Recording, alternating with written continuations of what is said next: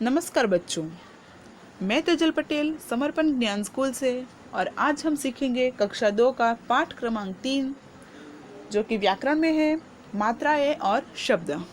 बच्चों, इससे पहले हमने वर्ण सीखे और वर्ण के भेद जाने, स्वर और व्यंजन सीख लिए। तो आज हम उन्हीं स्वर और व्यंजनों का प्रयोग कर किस तरह शब्द बनाते हैं वो सीखेंगे और साथ में स्वर की जो मात्रा चिन्ह है उनके बारे में जानेंगे। बच्चों, हमने सीखा कि जितने भी व्यंजन वर्ण हैं, क से लेकर ह तक के जितने भी वर्ण है व्यंजन वर्ण हैं वो सब अधूरे हैं, वो पूर्ण रूप से नहीं होते हैं। उन सारे व्यंजनों को स्वर की सहायता लेनी पड़ती है और तब जाके उनका रूप जो होता है वो पूर्ण होता है। और जिस तरह वो स्वर की सहायता लेते हैं उसी तरह स्वर के जो मात्रा चिन्ह हैं उनकी भी सहायता से हम अलग अलग शब्द बना सकते हैं। तो मात्रा का अर्थ होता है व्यंजन के साथ स्वरों का प्रयोग रूप बदलकर जब किया जाए तब वो मात्रा होती है। यानी कि जो भी स्वर अक्षर है, जैसे कि ये आ है, वो किसी शब्द में अपना वास्तविक रूप यानी कि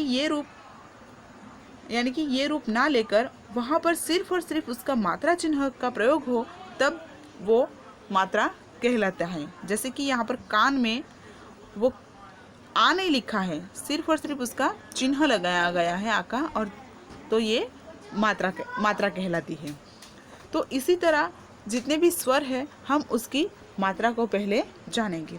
तो ये जो कोष्टक दिया है हमें यहाँ पर, इसके अंदर यहाँ पर स्वर अक्षर, यहाँ पर उनकी मात्रा चिन्ह और किस तरह व्यंजन के साथ उसको मिलाया जाता है और उनके बनने वाले शब्द यहाँ पर दिए गए हैं। तो यहाँ पर हमारा पहला अक्षर है अ, जिसके साथ कोई मात्रा नहीं होती है और इसीलिए वो किसी भी व्यंजन के साथ सिर्फ उस व्यंजन का पूर्ण रूप दिया जाता है। तो यहाँ पर देखिए कि बिना मात्रा वाला शब्द क ल म, जिसमें कोई मात्रा का प्रयोग नहीं किया गया है। अब देखिए इसी अ के अंदर सिर्फ एक लाइन लगा देने से उसका उच्चारण जो है वो बदल जाएगा, वो अ से आ हो जाएगा और ये उसका मात्रा चिन्ह है।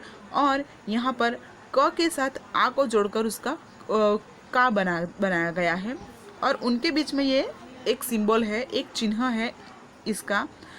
आप जानते हो बच्चों ये किसका चिन्ह है? हाँ, ये प्लस का अर्थ होता है जोड़ना।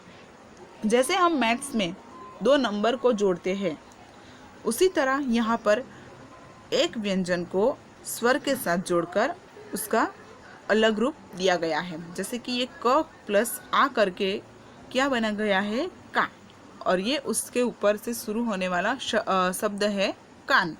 इसी तरह ये छोटी ई, क प्लस ई की मात्रा इज इक्वल टू की और की से किला। इसी तरह यहाँ पर बहुत सारे स्वर अक्षर दिए गए हैं और ये सारे उनके मात्रा चिन्ह हैं और ये किस तरह व्यंजन के साथ मिलकर वो अपना रूप बदलते हैं वो दिया है। ये बड़ी की प्लस ई की मात्रा इज इक्वल टू की, क प्लस ऊ की मात्रा कु, क प्लस बड़े ऊ की मात्रा कु, क प्लस रू की मात्रा क्रू, क को ए की मात्रा के, क पर ऐ की मात्रा कई, क को ओ की मात्रा को, क को औ की मात्रा कौ। अब हमने बात की थी स्वर अक्षर में अंग और अह का प्रयोग नहीं, वो स्वर नहीं कहलाते हैं। पर इनका हम जब भी हम स्वर लिखते हैं तो हम इन दोनों अक्षरों को उसी के साथ लिखते हैं। तो क पर अंग की मात्रा कंग, जिससे बना है कंगन, और कह पर अह यानी कि यहाँ पर म के साथ दिया है म प्लस अह की मात्रा मह, नमः। तो ये है सारे स्वर अक्षर और ये उनके मात्रा चिन्ह और वो व्यंजन के साथ मिलकर किस तरह वो अपना रूप बदलते हैं वो यहाँ पर दिया गया है। अब हम जानते हैं कि कौन सी मात्रा कहाँ लगती है। तो बहुत सारी मात्राएं हैं, जैसे कि व्यंजन अक्षर के बाद जो मात्रा लगती है उनमें आती है आ की मात्रा, ई की बड़े ई की मात्रा, ओ की मात्रा और औ की मात्रा। ये मात्रा ऐसी है जिनको हम व्यंजन के बाद लगाते हैं। अब व्यंजन के ऊपर लगने वाली मात्रा, तो उसमें आता है ए की मात्रा और ऐ की मात्रा। उसी तरह व्यंजन से पहले यानी कि व्यंजन के आगे लगने वाली मात्रा है छोटी ई की मात्रा। ये एक ही मात्रा है जो व्यंजन के आगे लगाई जाती है। व्यंजन के नीचे लगने वाली मात्रा दोनों ऊ, छोटा ऊ और बड़ा ऊ, और रू की मात्रा। ये जो मात्रा है वो यहाँ पर आपको दिया है कि कौन सी मात्रा कहाँ पर लगती है। और एक खास बात बच्चों कि बड़ा ऊ और छोटा ऊ, ये दो ऊ जो है वो र में किस तरह लगाया जाता है। तो ये देखिए, र में वो ऐसे लगाते हैं कि र में छोटा ऊ जो है वो सीधे सीधे हम लगा सकते हैं, और ये जो बड़ा ऊ होता है वो थोड़ा इस तरह से लगाया जाता है। उनको अंदर से लेकर वो ऊ की मात्रा लगाती है। तो र के साथ ऊ की मात्रा जो है वो इस तरह से लगाती है। अब शब्द, तो वर्णों को मिलाने से शब्द बनते हैं, पर ऐसा नहीं होता कि कोई भी वर्ण को किसी के साथ भी मिला लिया और वो शब्द बन गए, पर उन्हीं वर्णों को हमें क्रम में लगाना है। उनका मेल जो है वो सही क्रम में होना चाहिए, तब जाकर वो शब्द बनते हैं। तो जैसे कि मैंने यहाँ पर ये एक शब्द लिखा है ल म क, मैंने ऐसे ही वर्णमाला से 3 अक्षर उठा लिए और यहाँ पर मैंने लिख लिए, पर ये शब्द पढ़ने पर हमारे मन में कोई छवि, कोई चित्र उभरता नहीं है, क्योंकि ऐसा कोई शब्द है ही नहीं। ये शब्द बिना अर्थ का है। तो एक बात खास ध्यान रखनी है कि जो भी शब्द बने उसका अर्थ होना चाहिए, यानी कि वो शब्द सार्थक, अर्थपूर्ण होना चाहिए। और अर्थपूर्ण शब्द तभी बनेगा जब हम वर्णों को सही क्रम में लगाएंगे। तो जिस तरह मैंने ये 3 अक्षर को ऐसे ही लेकर ये एक शब्द बना दिया जो कि गलत है, पर अगर उसी वर्ण को मैं क्रम में लगाऊं, जैसे मैंने यहाँ पे लगाया है क ल म, कलम, ये शब्द सुनते ही हमारे मन में एक चित्र उभरा है, जो आपके मन में भी उभरा होगा।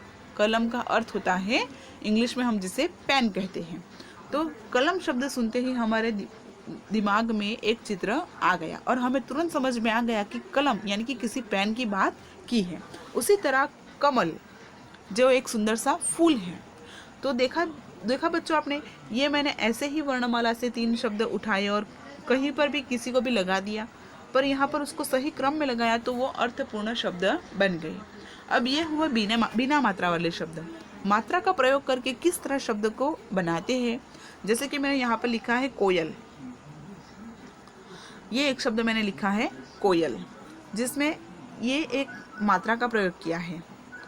अब वैसे तो देखने पर हमें इसके अंदर 3 ही अक्षर दिख रहे हैं, पर इसमें एक और अक्षर है ओ, जिसका हमने सिर्फ और सिर्फ मात्रा चिन्ह लिया है।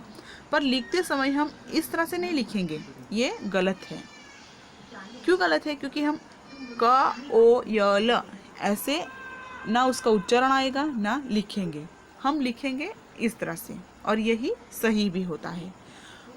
तो क के साथ ओ की मात्रा को जोड़ा, क प्लस ओ की मात्रा, उसी तरह य प्लस अ की मात्रा प्लस ल